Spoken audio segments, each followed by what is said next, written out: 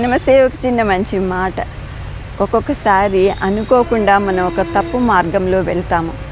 అది రాంగ్ అని తెలియగానే మనము దాంట్లోంచి బయటపడటానికి ట్రై చేయాలి. కానీ చాలా సందర్భాల్లో ఏమవుతుందంటే, అరే ఈ తప్పు మార్గంలోకి వచ్చాము, దీంట్లోంచి మనం బయటపడగలమా అనే ఒక సందిగ్ధత ఏర్పడుతుంది. తప్పదు, ఇందులో కంటిన్యూ కావాలి అనే ఒక నెగిటివ్ ఫీలింగ్ తోటి మనం అందులో కంటిన్యూ అయిపోతూ ఉంటాము. తప్పదురా భగవంతుడా అనే ఫీలింగ్ వస్తుంది. కానీ అట్లా కాకుండా ఒక చిన్న ఎగ్జాంపుల్ చూద్దాము.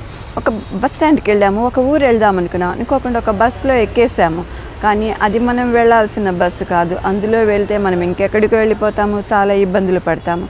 కాబట్టి ఏం చేస్తాము, వెంటనే కండక్టర్ని రిక్వెస్ట్ చేసి, డ్రైవర్ని రిక్వెస్ట్ చేసి సాధ్యమైనంత తొందరగా ఆ బస్సులోంచి బయటికి వచ్చేస్తాము. అట్లాగే ఇబ్బందులు తప్పించుకోవడానికి, కష్టాలని దూరంగా పెట్టడానికి మనం ఎప్పుడు కూడా తప్పు మార్గంలో వెళ్తున్నామని తెలియగానే దాంట్లోంచి బయటికి వచ్చేసేయాలి.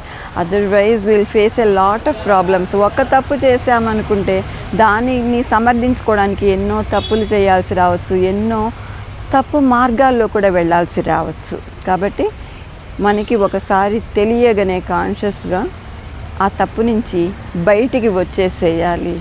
Then we become very happy and satisfied.